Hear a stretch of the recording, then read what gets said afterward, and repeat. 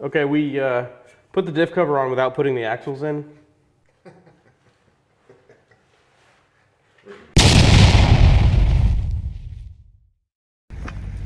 We're moving out of this shop into Dan's shop. Yeah, MMR West? MMR West. I like that. Yeah, so I don't know if the audience doesn't know, I live in St. Louis full time. I just come back regularly for builds and autocross. So now the season's kind of creeping up on us. Dan is just going to store the car at his house and just kind of slowly work on things while I'm not here. Yeah, you guys will see this, but we've got five to seven projects that we've got to get done on this thing before the start of the next season, and they're going to require some, thought and extended efforts that we, can't necessarily get done in one day on a weekend once a month, which is what we've been doing so far. So I'll have to bring it to my house and see how much we can get done without Todd around. And then we'll do some updates when Todd comes back into town, just to, keep the feel of our channel alive.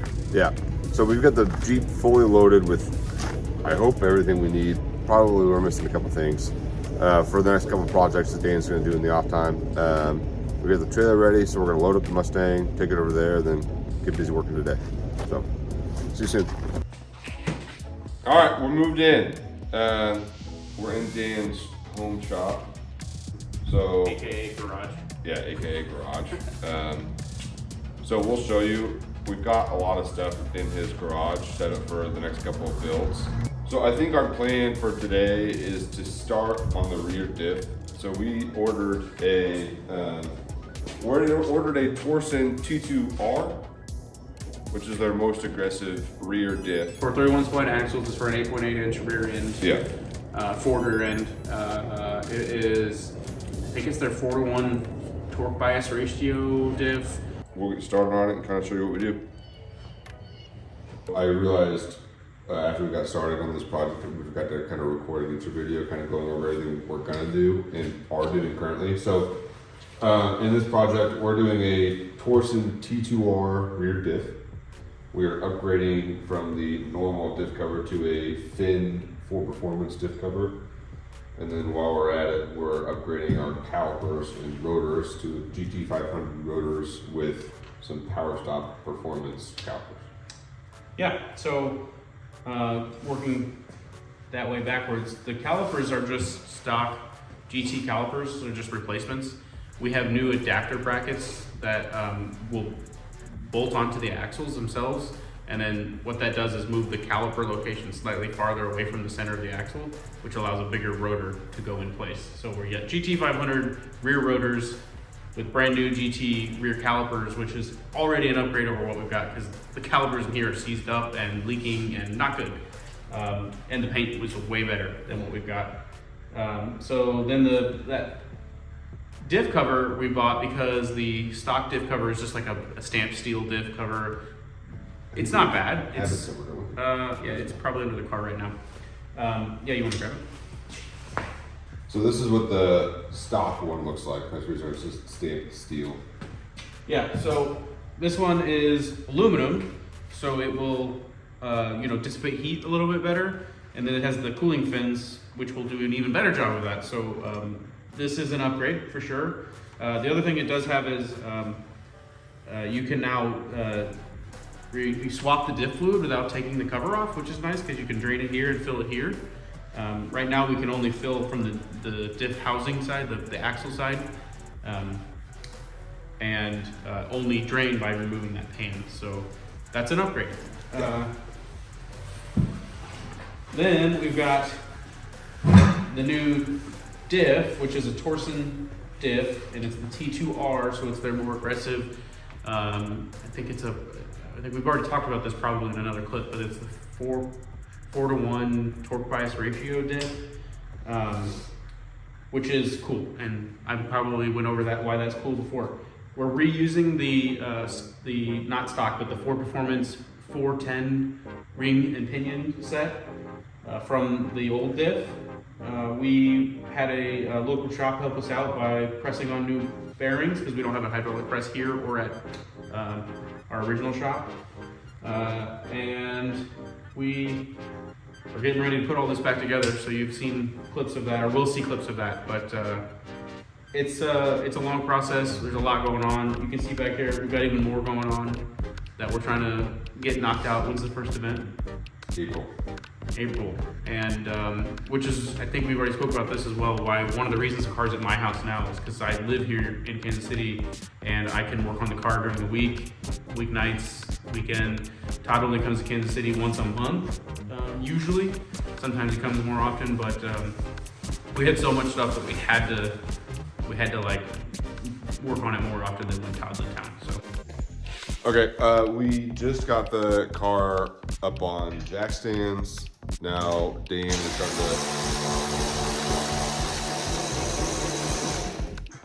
to remove the brake assembly. That way we can get to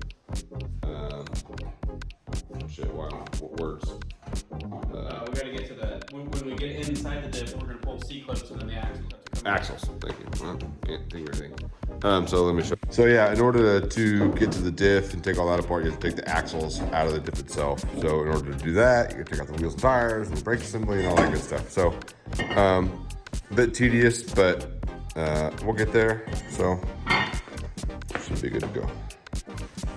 Okay, so in order to get the diff cover off, we have to remove the pinion hard bar. So there's two size 18 bolts on either end. Dan just moved that one, and it's right here on this side. So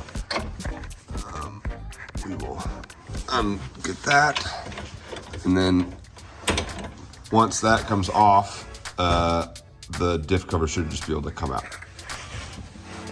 Okay, we also had to remove our brace back here. So now that we've done that, Dan's just gonna start slowly but surely getting this diff cover off.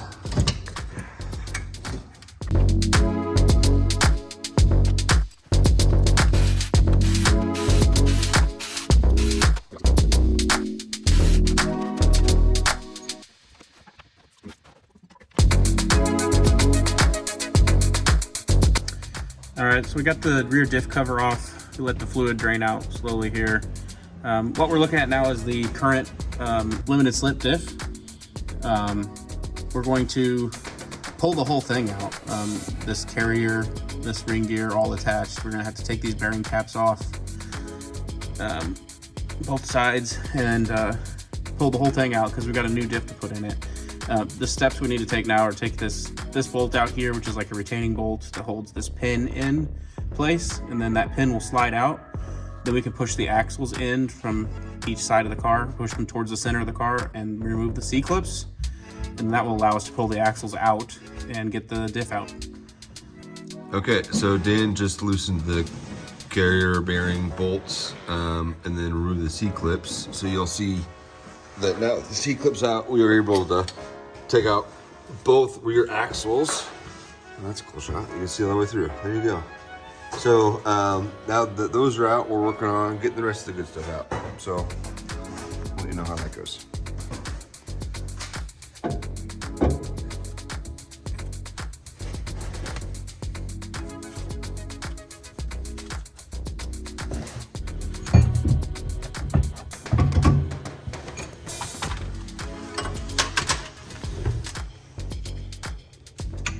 Okay, so the chamfer side, take note of this. Chamfer side goes towards the axle tubes on these spacers. Okay.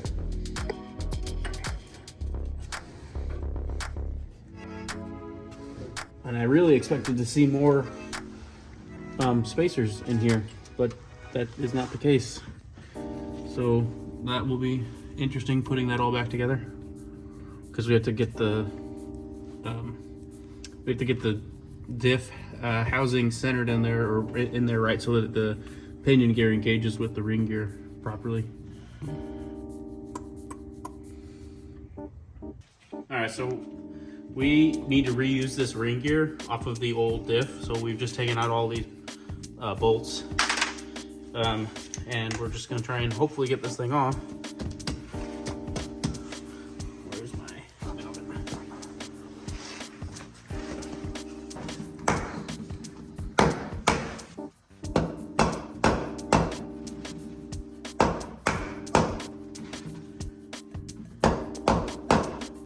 All right, so we had a bit of trouble getting this ring gear off. So what I did is just put these in 1 or 2 threads back into the holes, and then I used my mallet to push it down, and it didn't pop off like that. And it got pretty close, and I just picked the diff up and let the weight of the diff push through the ring gear, and the ring gear came off. Okay, we're gonna go over this ring gear just at real high level. I was talking to Todd about it, and I thought maybe we'd just go ahead and record it for others that are maybe unsure of what this is. And I'm going to say something wrong here, and you can correct me, or you can take it for what it's worth, because I'm not getting paid for this. This is a Ford Performance ring and pinion set. The pinion's still in the diff housing, the diff housing. It has a ratio of 4.10 to 1. Sorry, 4.10 to 1, which means that the pinion gear will turn 4.1 times for every 1 revolution of this ring gear. And what we're accomplishing is this is actually a what we call a shorter gear set than the stock version. And what we'll get over the stock, which was probably a 3.23 to 1, is this will increase our acceleration torque, but it effectively also lowers our top speed. So we were actually discussing this when we were out on the track. We did have a hard time getting up very fast on the front stretch, you know, versus what my Corvette used to do or what we've seen other Mustangs do. But when we're at autocross, we really like this 410 gear set. It really helps get us off the line, get us out of the corners. So I think we're going to stick with it, but just know that it's a compromise. Higher acceleration torque, lower top speed. So this is what we're moving forward with. So. All right, Dan, what did we get ourselves into? We just put this drive shaft in, and the bolts came with thread locker, like a paste already on them. We torqued. Yeah, that's what I was looking at. We torqued these bolts to the factory, or the recommended spec by the manufacturer of the drive shaft, and now we're rebuilding the diff. So we need this drive shaft back off, and in the process of doing that, we are not able to get this broke loose with our brand new Milwaukee. I think it's supposed to be very high torque impact.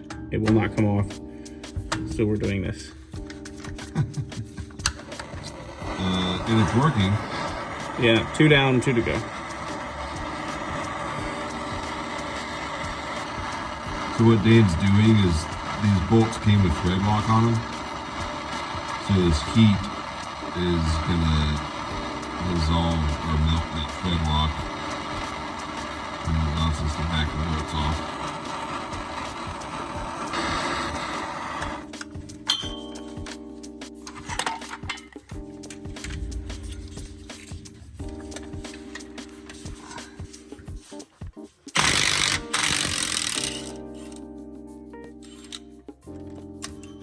There we go, just like that.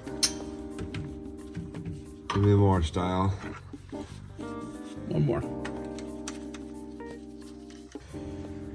All right, we got the drive shaft bolts out of the flange, connecting it to the diff.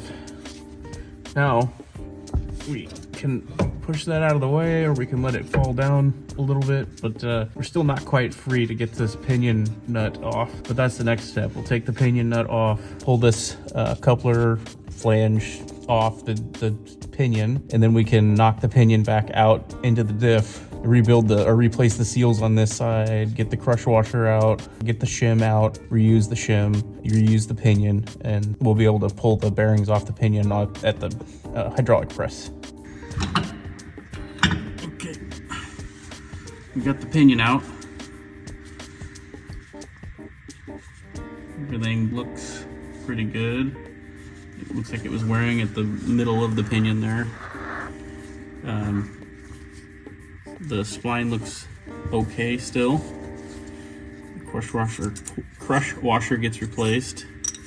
We'll pull this bearing off, and then there should be a shim between the bearing and the pinion, and we'll reuse that shim in there. We're gonna press or punch the outer races of the pinion bearings out of the diff housing, replace the seals, replace the outer races, and we should be able to start reassembling soon.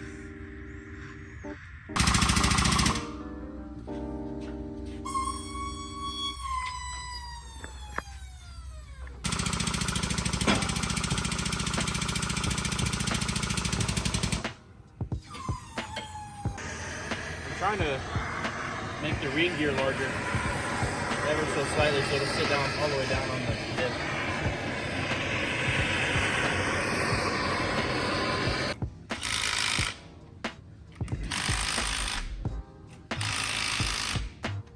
All right, we back from, what was it, Guy's Neighborhood Garage. Guy's Neighborhood Garage. Yeah.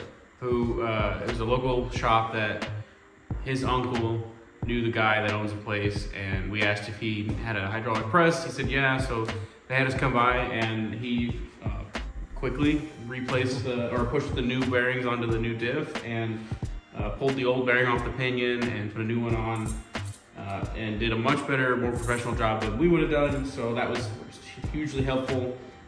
So everything is ready to go back in the car now. We just have to, do this the proper way. We're gonna take these spacers and make sure that we know what the measurement is. So when we put it all back together and then check the backlash, that we'll know which way we need to adjust or how much we can adjust. We just gotta have our starting point for that. So we'll put the pinion back in with the new crush sleeve, reinstall this nut, and then you're supposed to check like the preload on this with a gauge. I think I have one, but we might have to go buy one. FYI. But we'll tighten this down with this on it, and then we'll go to the other side of the diff, reinstall this diff with the spacers on each side, hook up a dial indicator, and check the backlash, which is how much when these well, it goes over here somewhere. When these link together, interlink, there needs to be just a little bit of what would like play in that joint there. And what the guy at the shop said, since we're reusing our pinion and ring gear, maybe a little bit worn in, he said you could go 8 to 12 thousandths of backlash.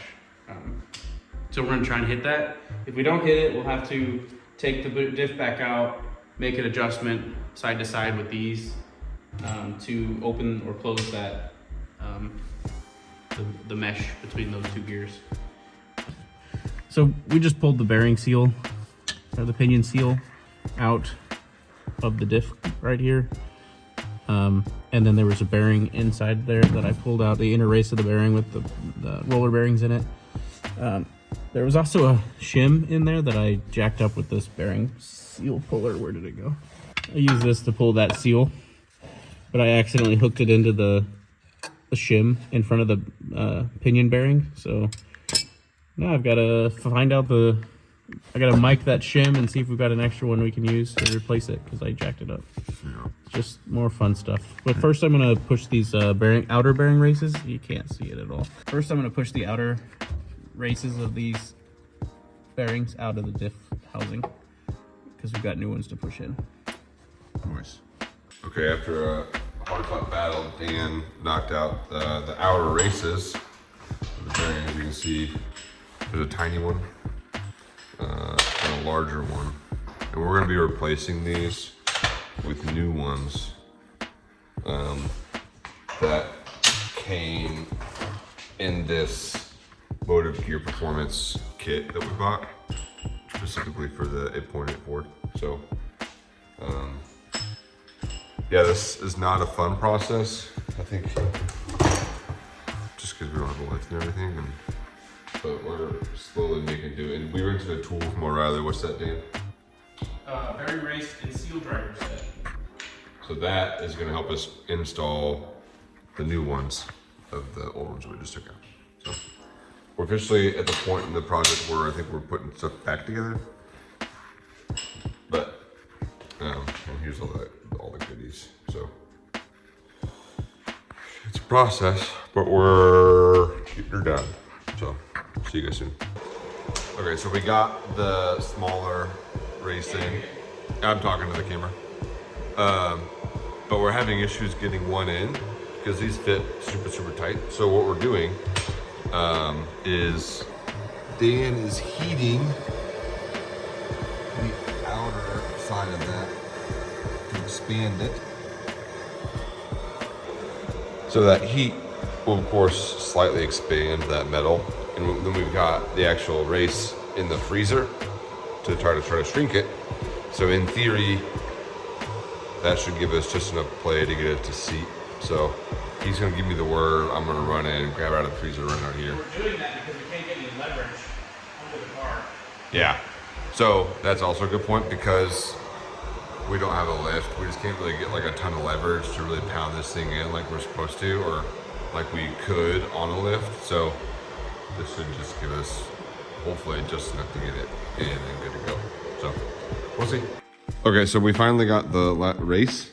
The outer races. Outer races in. Installed in the diff housing. Now we're working on that said pinion. Get the pinion back in, but like I mentioned earlier, we jammed when I was pulling this new seal out.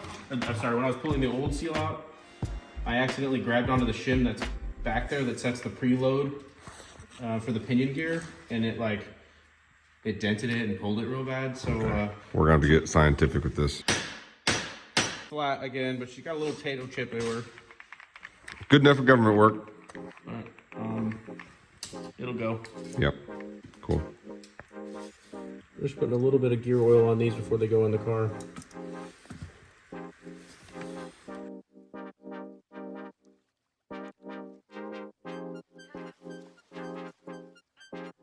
All right, this video is longer than I thought it was gonna be. Maybe it's because Dan and I aren't that good at what we're doing, or diff builds are just long and complicated. I don't know, but this is gonna be a two-parter. So I know if you're watching this video and we're really hoping to see the install portion, I'm sorry. We're gonna release a part 2 that goes over us putting the new Torsen diff back into the car, putting on the relocation brackets for the calipers and the new rotors and calipers. So as you saw, removing the diff wasn't overly complicated. It's really just getting the new diff with the new shims and all that back into the car. That will take some time. It took us obviously like 40 days, it felt like. If you guys are watching this video and trying to learn about the diff install, thank you guys for finding us. Thank you for watching our channel. We really appreciate all the love and support. So please like and subscribe. Thank you guys for watching. We'll see you for part 2.